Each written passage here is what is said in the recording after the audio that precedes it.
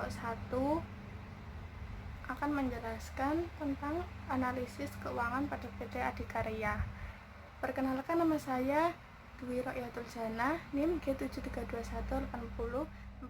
Perkenalkan, nama saya M. Khairuddin Zaki Ali, NIM G03218016. Nama saya Muhammad Raihan, NIM G03218020. Kenalkan, nama saya Bella Nanda Iftita Syadoa, NIM G73218041. Perkenalkan, nama saya Ahmad Ferry Mursidan, NIM G93218076. Perkenalkan, nama saya Nurus Sofia Hanum dengan NIM G73218063. Di sini saya akan menjelaskan tentang Pertama-tama saya akan membahas tentang highlight. Dalam highlight ini terdapat 3 konsep, yaitu yang pertama kinerja, usaha, dan pemenuhan target RKAP. Di sini, manajemen ADI itu melaporkan bahwa kinerja keuangan perseroan itu yang sudah diaudit pada tahun 2019 itu mencakup laba bersihnya itu sebesar 662 miliar atau berkembang menjadi 9,37%. Kalau dibandingkan dengan tahun 2018 itu sangat jauh. Kalau 2018 itu mencapai 644 miliar. Kalau total aset lancar dan tidak lancarnya pada PT ADI ini pada 2019 itu mencapai 36,52 triliun, sedangkan liabilitas jangka pendek dan jangka panjangnya itu menjadi 29,69 triliun. Nah, itu dilaporkan juga di ekuitas ADI kini mencapai 6,83 triliun pada periode yang sama. Nah, dari semua itu dapat diperbandingkan antara rencana dan realisasi. Itu terdapat 3 konsep lagi, yaitu pada pendapatan, laba kotor, dan laba bersih. Pada pendapatan, yang pertama pada pendapatan pada tahun 2019 ini pendapatan usaha perseroan itu mengalami penurunan tipis sebesar 2,29%. Itu berarti menjadi 15,30 triliun. Dibandingkan pada tahun 2018 itu sebesar 15,66 triliun. Lalu untuk laba kotornya itu pada tahun 2019 itu mengalami koreksi tipis sebesar 6,37% menjadi 2,34 triliun. Sedangkan pada tahun 2018 itu sebesar 2,51 triliun. Realisasi laba kotor perseroan di tahun 2019 ini mengalami peningkatan sebesar 1,24% dibandingkan RKAP pada tahun 2019 sebesar 2,31 triliun. Nah, untuk laba bersihnya ini perseroan pada tahun 2019 tercatat sebesar 0,7 triliun atau meningkat tipis sebesar 9,37% dari 0,64 triliun. Itu pada tahun 2018. Jadi pada tahun 2018 itu sebesar 0,64 triliun atau 644 miliar. Nah, dari realisasi laba bersih pada tahun 2019 ini mencapai penurunan sebesar 12,35% dari RKAP 2019 sebesar 754,96 miliar. Kemudian kita lanjut yang kedua. Yang kedua ini penilaian kinerja direksi mengenai pengelolaan ADI.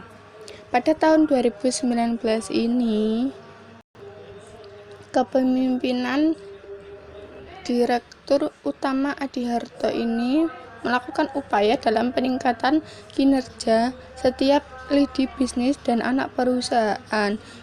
Jadi itu tuh bisa meningkatkan sumber daya manusianya pada PT itu. Lalu penilaian dari sisi tingkat kesehatan perusahaan ini cukup memuaskan. Menurut surat keputusan Menteri Negara BUMN, itu tingkat kesehatan pada usaha milik negara perseroan ini berhasil memperoleh skor 76,3 pada kondisi sehat. Skor ini mengalami peningkatan dibanding skor pada tahun 2018, yakni skor pada tahun 2018 itu sebesar 72,8. Kemudian kalau dilihat dari laporan keuangannya, PT Adi ini itu yang sudah diaudit itu memperoleh laba bersih sekitar 0,7 triliun atau bisa berkembang menjadi 9,37% itu pada tahun 2019. Kalau dibandingkan dengan tahun 2018 itu jauh. Tahun 2018 ini mencapai 0,64 triliun atau 644 miliar. Nah, meski demikian pendapatan perseroan terkoreksi tipis itu mencapai 2,29%. Berarti itu menjadi 15,30 triliun. Itu pada tahun 2019. Padahal pada tahun 18 itu perseroan itu berhasil meraih total pendapatan mencapai 15,66 triliun. Sedangkan total aset lancar dan total aset tidak lancar pada PT Adi itu tahun 2019 itu mencapai 36,79 triliun. Nah, untuk liabilitas jangka pendek dan jangka panjangnya itu menjadi 29,91 triliun. Jadi selanjutnya kita menuju ke konsep yang ketiga. Konsep yang ketiga ini berupa ROA dan ROE yang tinggi dan meningkat. Nah, di sini kita akan menjelaskan tentang keefektifan manajemen ROE dan ROA pada Adikarya. Ini tuh berada pada angka yang paling tinggi dibanding pesaing-pesaingnya dengan TTM vs margin rata-rata 5 tahun. Nah, ini mengidentifikasikan prospek return yang baik ke depannya bagi investor. Di sini kita bisa melihat di tabel ini itu ROE menurut TTM itu mencapai 10,08%. Nah, sedangkan ROE menurut 5 tahun rata-rata 5 tahun ini mencapai 9,65%.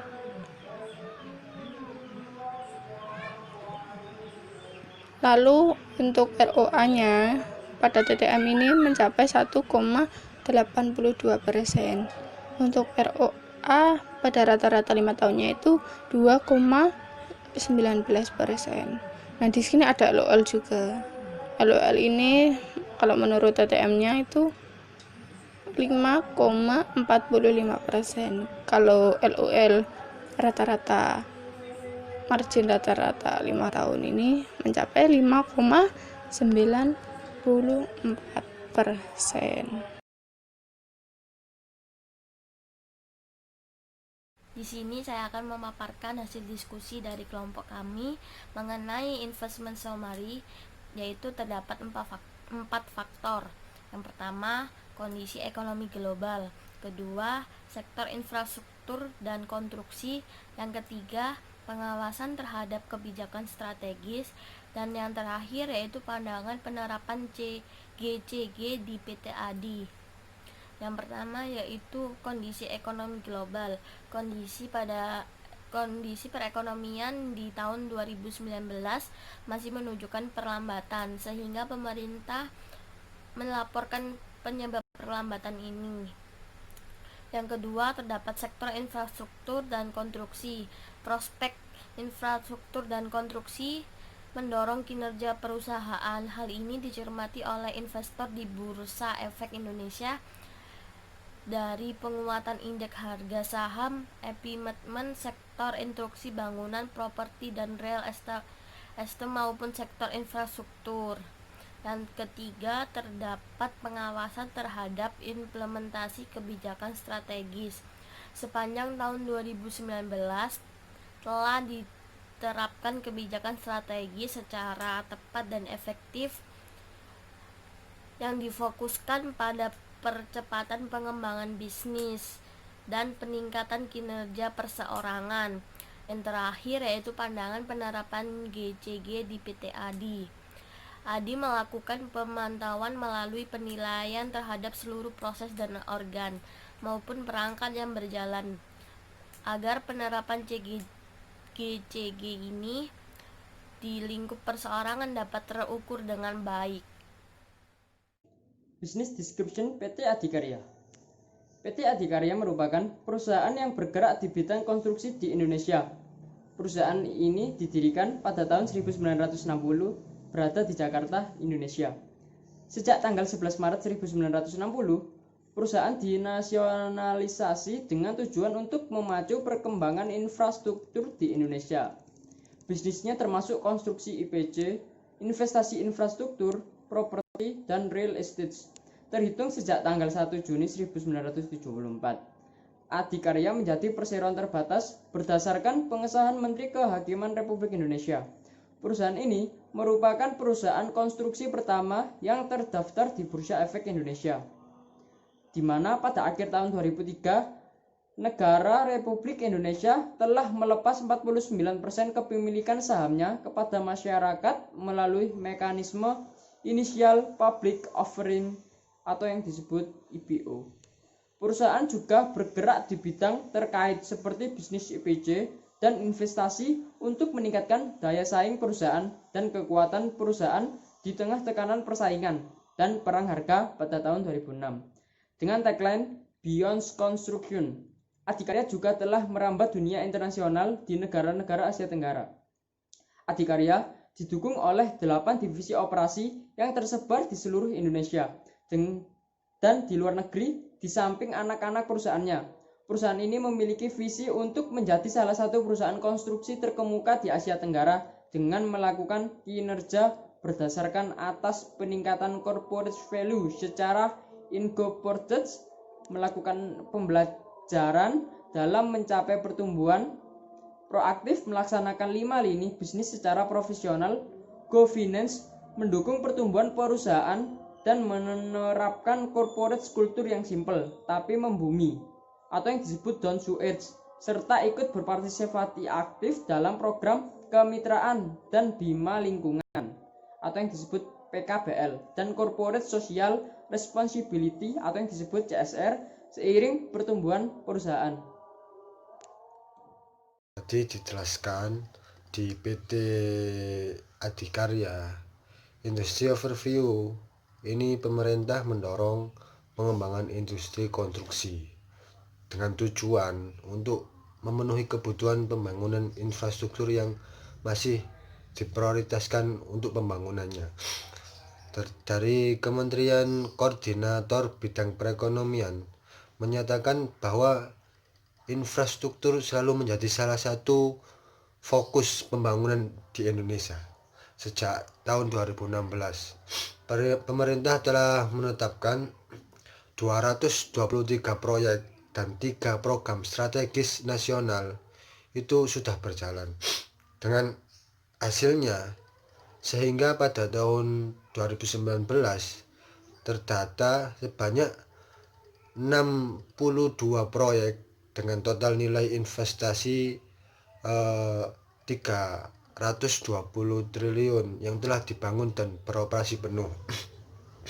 Jadi infrastruktur ini diperlukan untuk meningkatkan konektivitas antara wilayah yang dapat memperkuat sistem logistik dan terdampak ekonomi dapat segera dirasakan.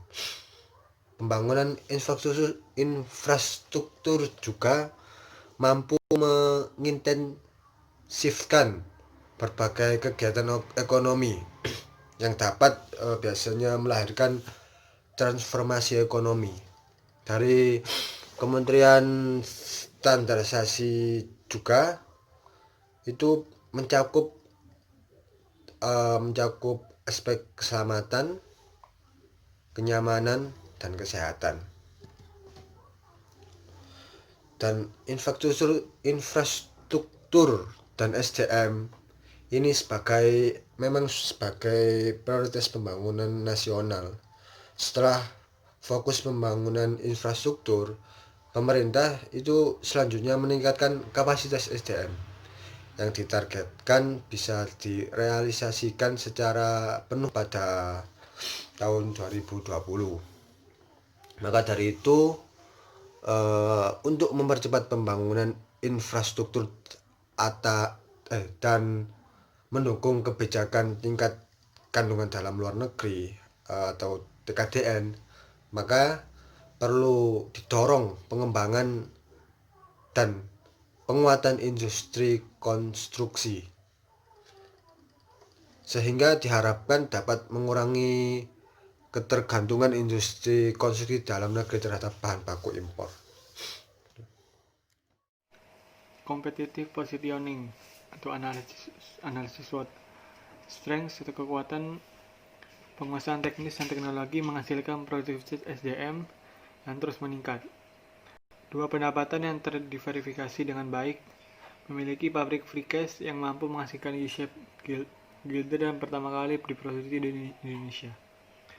Memiliki modal dan pemegang saham terbesar untuk usaha konstruksi. Kelima, merupakan salah satu perusahaan konstruksi terkemuka milik negara atau BUMN. 6. Memiliki 3 entitas anak perusahaan, yaitu Adi Persada Beton dan Adi Persada Gedung dan Adi Persada Properti.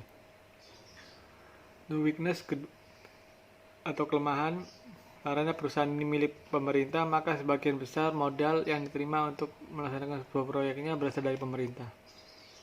Kedua, margin tergantung pada harga bahan bangunan yang kadang berfluktuasi. Ketiga, ketergantungan pada kondisi ekonomi global. Keempat, program penelitian dan pengembangan usaha ini belum optimal. Opportunities atau peluang. Yang pertama, alokasi anggaran yang besar untuk infrastruktur baik oleh pemerintah pusat maupun daerah. Kedua, adikarya dapat memperluas kontrak kerja bukan hanya untuk pihak pemerintah tetapi dengan pihak swasta. Pasar jasa konstruksi yang tumbuh cukup besar di era saat ini. Yang keempat, dengan kualitas dan bahan campuran terbaik dapat dengan mudah dicetak sesuai keinginan dan dapat dipakai berulang kali sehingga lebih ekonomis. Yang keempat, ancaman. Yang pertama, tingginya persaingan industri konstruksi. Kedua, macetnya piutang dan tagihan dapat menghambat arus gas yang masuk ke dalam laporan keuangan PT Adikarya.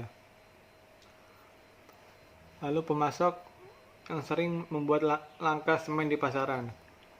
Beton tidak mampu menahan daya tarik sehingga mudah retak dan merusak infrastruktur jembatan. Beton yang keras dapat menyusut dan mengembang apabila terjadi perubahan suhu. PT Adikarya. Nah, di sini kita mengambil pesaing-pesaingnya PT Adikarya itu ada dua PT, yaitu yang pertama PT Waskita Karya sama PT Adayaksa Persada Indonesia. Yang pertama PT Waskita Karya. PT Waskita Karya ini itu merupakan badan usaha milik negara yang bergerak di bidang konstruksi yang tidak hanya membangun bangunan milik pemerintah saja, akan tetapi Waskita ini juga membangun bangunan untuk pihak swasta juga. Nah, waskita ini paling utama ialah direktur operasinya. Direktur operasinya itu mantap betul. Nah, sedangkan yang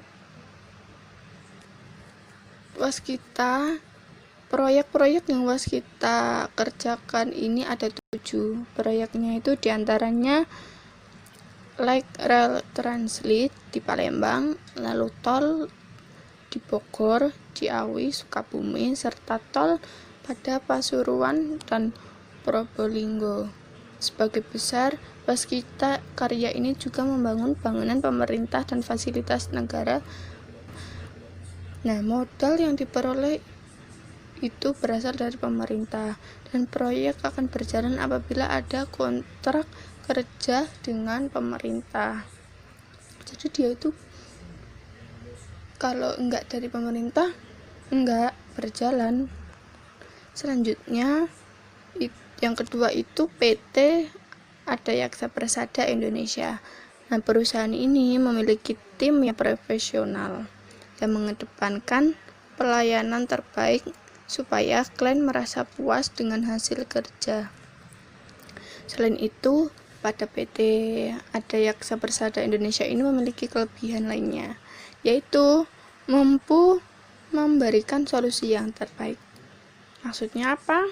Maksudnya itu, jika memiliki masalah terkait dengan pembangunan, tidak ada salahnya untuk melakukan konsultasi pada PT Adayaksa Persada Indonesia. Nah, dengan ditemukan solusi itu gunanya untuk proyek yang tengah kita lakukan. Itu berkualitas dalam pengerjaannya juga. Nah, pada PT Adayaksa Persada Indonesia ini memiliki standar tersendiri demi mendapatkan kepuasan dari para pengguna-penggunanya. Standar tersebut digunakan untuk menangani ragam proyek yang dipercayakan kepada perusahaan. Lalu terdapat investment risk.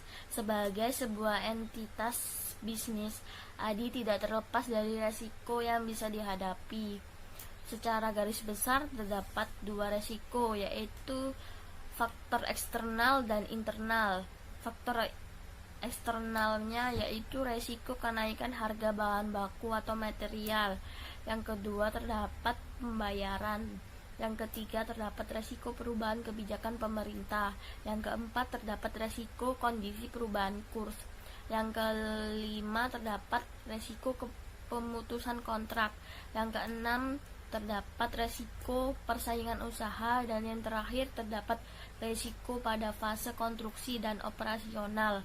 Lalu terdapat resiko internalnya juga. Yang pertama yaitu perseroan dalam bisnis energi. Yang kedua terdapat resiko gagal tender. Yang ketiga terdapat resiko dalam pemilihan mitra partner. Yang keempat terdapat resiko atas kegagalan desain. Yang kelima terdapat resiko kondisi perseroan dalam bisnis investasi. Yang keenam terdapat resiko fase prakonstruksi. Di sini saya akan menjelaskan tentang analisis keuangan pada perusahaan PT Adikarya Tbk Persero. Yang pertama di sini saya akan menjelaskan figur 1 pada PT Adikarya. Di situ bisa dilihat ada sebuah gambar grafik dari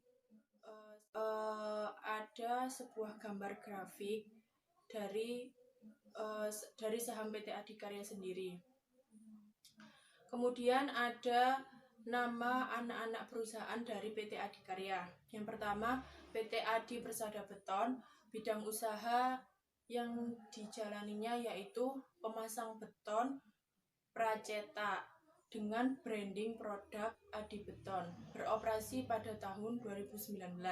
Kemudian yang kedua ada PT Adi Persada Gedung yang berusaha di bidang konstruksi seluruh sektor pembangunan gedung high rise building meliputi hotel, rumah, rumah susun, gedung kampus, perkantoran, dan apartemen yang beroperasi pada tahun 2014. Kemudian ada juga PT Adi Persada Properti. Bidang usaha yang ditekuni yaitu pembangunan, perdagangan, dan juga jasa. Beroperasi pada tahun 2015. Kemudian selanjutnya ada PT Adi Komuter Properti. Bidang usaha yang dijalaninya yaitu properti yang berbasis transportasi. Beroperasi pada tahun 2018. Kemudian yang terakhir yaitu ada PT Dumai Tirta Persada. Bidang usaha yang dijalaninya yaitu penampungan, penjernihan, dan penyaluran air minum. Beroperasi pada tahun 2019. Kemudian di sini saya akan menjelaskan kinerja IHSG pada PT Adikarya secara umum.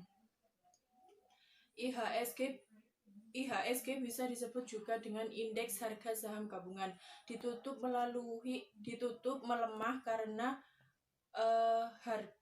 harga atau persennya 0,28% ke level 6.100,24 pada perdagangan akhir pekan lalu. IHSG berbanding terbalik dengan mayoritas bursa saham atau kawasan ASEAN yang bergerak di zona hijau. Indeks Straits Times meleset 1,15%. Indeks Nikkei menguat 0,32%. Indeks Kopsi naik 0,26% dan Hang Seng naik 0,48%. Hanya indeks Shanghai yang melemah 0,63%. Oleh karena itu, PT Adikarya Saham atau saham ADI kemarin ditutup dengan berbentuk pola doji. Sementara pergerakan volume dari saham PT ADI tersebut yaitu menipis.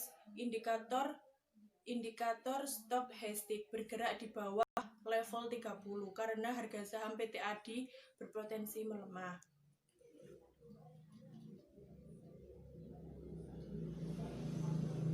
Kemudian di sini saya akan menjelaskan tentang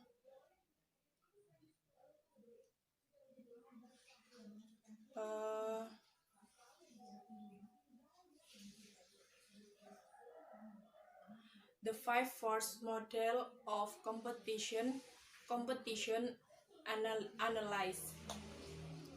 Yang pertama ada ancaman pendatang baru. Di dalam ancaman pendatang baru itu ada 2 poin, yaitu skala ekonomi atau economies of scale, yang kedua diferensiasi produk atau product differentiation, yang kedua ada pesaing industri. Di dalam pesaing industri yaitu tingkat persaingan yang ada merupakan akibat dari sejumlah faktor-faktor struktural sebagai berikut. Yang pertama yaitu jumlah pesaing yang banyak atau seimbang. Kedua, pertumbuhan industri yang lamban. Ketiga, biaya tetap atau biaya penyimpanan tinggi. Yang keempat, ketiadaan diferensiasi atau biaya peralihan. Yang ketiga ada barang substitusi atau pengganti. Produk pengganti yang perlu mendapatkan perhatian besar adalah produk-produk yang satu, mempunyai kecenderungan untuk memiliki harga atau prestasi yang lebih baik ketimbang produk industri yang lainnya. Yang kedua yaitu dihasilkan oleh industri yang berlaba tinggi. Yang keempat ada pembeli. Para pembeli akan mempunyai kekuatan tawar-menawar yang tinggi jika yang pertama, kelompok pembeli terpusat atau membeli relatif dalam jumlah besar. Yang kedua yaitu produk yang dibeli dari industri adalah produk standar atau tidak terdiferensiasi. Yang ketiga, pembeli menghadapi biaya pengalihan yang kecil. Yang keempat yaitu laba kecil. Yang terakhir yaitu adalah pemasok. Kemudian di dalam pemasok itu ada 3 faktor, yaitu yang pertama para pemasok didominasi oleh beberapa perusahaan dan lebih terkonsentrasi ketimbang industri di mana mereka menjual. Yang kedua tidak ada pemasok pengganti. Yang ketiga, industri bukanlah pembeli terpenting bagi pemasok. Selanjutnya ialah valuation. Sebelum itu, di sini saya akan menjelaskan apa itu valuation. Valuation atau penilaian merupakan nilai investasi dari selembar surat berharga. Penilaian atau valuation pada dasarnya juga merupakan proses penentuan harga surat berharga atau aktiva atau aset modal yang ada di suatu perusahaan. Model valuasi menggunakan this cash flow. Kami mengevaluasi adikarya menggunakan DCF dengan mendiskusikan free cash flow perusahaan untuk mengukur nilai wajar perusahaan. Model valuasi DCF cocok untuk mengukur nilai wajar perusahaan karena dan mampu untuk menunjukkan pertumbuhan perusahaan dari tahun ke tahun. Selanjutnya, cash flow. EBIT didapat dari yang kita analisis dari tahun 2017 sebesar minus 132 sekian dan 2018 sebesar 1.473 sekian dan 2019 sebesar 70.628 sekian dan mengestimasi penjualan dari tahun 2017 sebesar 15.156 sekian dan di tahun 2018 sebesar 15.655 sekian dan di tahun 2019 sebesar 15.328.122 sekian. Selanjutnya, cost of equity. Kami menganalisis jumlah total ekuitas PT Adikarya pada tahun 2017 senilai 5.442 juta sekian 2018 6.285 juta sekian dan 2019 senilai 5.943 miliar sekian yang menandakan ekuitas dari Adikarya di tahun 2017 sampai di tahun 2019 mengalami kenaikan dan penurunan dalam kurun waktu 3 tahun. WACC yang terakhir. Apa itu WACC? WACC atau biasa disebut biaya modal rata-rata tertimbang. Di sini kami menggunakan WACC model CAPM. Apa itu CAPM? Capital Asset Pricing Model atau CAPM merupakan hubungan sistematis antara risiko dan perkiraan pengembalian dari aset, terutama saham. CAPM banyak digunakan dalam dunia finansial untuk menilai saham yang beresiko dan menghitung perkiraan pengembalian risiko aset tadi dan biaya modal. CAPM cukup baik untuk menilai risiko dan keuntungan dari modal aset mulai dari satu saham, proyek, investasi sampai aset portofolio sekalipun. Karena itu, penerapannya tidak hanya terbatas pada saham saja, walaupun pada prakteknya lebih banyak diterapkan oleh investor pada satu saham tertentu. Mengapa perlu CAPM? Formula CAPM banyak digunakan untuk menghitung WACC atau Weighted Average Cost of Capital, di mana CAPM menghitung harga satu saham. CAPM memiliki beberapa kelebihan jika dibandingkan dengan beberapa metode lain dalam menghitung pembelian keuntungan. Untuk perhitungan WACC, kami beta dipilih 2,37%. Hasil itu didapat dari jarak antara 1,77 sampai dengan 2,97% dan ekuitas biaya didapat dari jarak 13,2% sampai dengan 22,6%, maka kesimpulannya ialah 18,0%. Dan persentase pajak didapat dari jarak 26,0% sampai dengan 260,0%, maka kesimpulannya tetap sama 26,0%. Dan yang terakhir, aftak hutang pajak yang dihitung 3,0% sampai 3,7%, maka kesimpulannya ialah 3,3%. Dan hasil itu digabung dan menemukan jumlah WACC paling rendah 6,0% dan yang paling tinggi 7,5%. Maka dari itu yang kita ambil ialah WACC tengahnya, yaitu 7,0%. Selanjutnya financial analysis di PT Adikarya.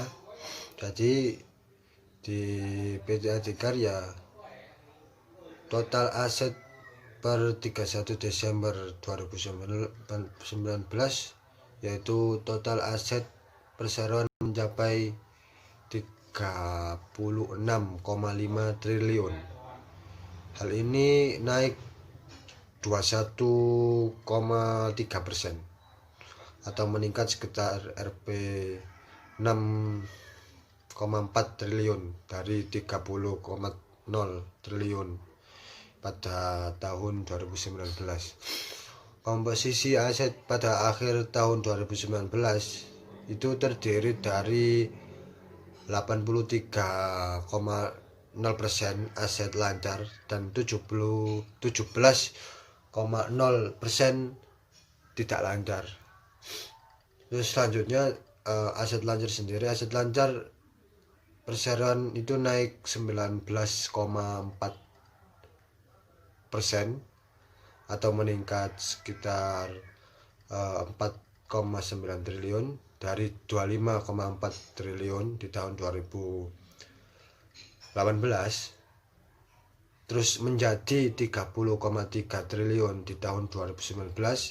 Hal ini meningkatkan komponen aset lancar, yaitu terbesar terdiri dari pajak dibayar di muka dan meningkatkan sebesar 37,2%, dan tagihan bruto atau pemberi kerja itu mengalami peningkatan sebesar 33,5%. Piutang usaha meningkat sebesar 16,4%, persediaan meningkat sebesar 9,6%. Lalu ada figur 2, 2 years discounted cash flow valuation method for Adikarya. Ini kayak laporan keuangan 5 tahun yang lalu. Tuh, ini di sini di PPT bisa dilihat laba rugi kompresif konsolidasian. Dari tahun ke tahun ya naik ya pendapatan usahanya. Yang 2019 tuh pendapatan usahanya 15,307, terus yang di paling turun ini 2016 9,3. Bisa dilihat di sini di PPT-nya. Terus ada grafiknya nih, grafik dari EBITDA tahun 2019 ini yang paling kanan ya, paling kanan 1,9 dari tahun ke tahun mengalami kenaikan. Lalu ada laba tahun berjalan, profit of the year ini juga naik turun dan menembus angka 665 di tahun 2019.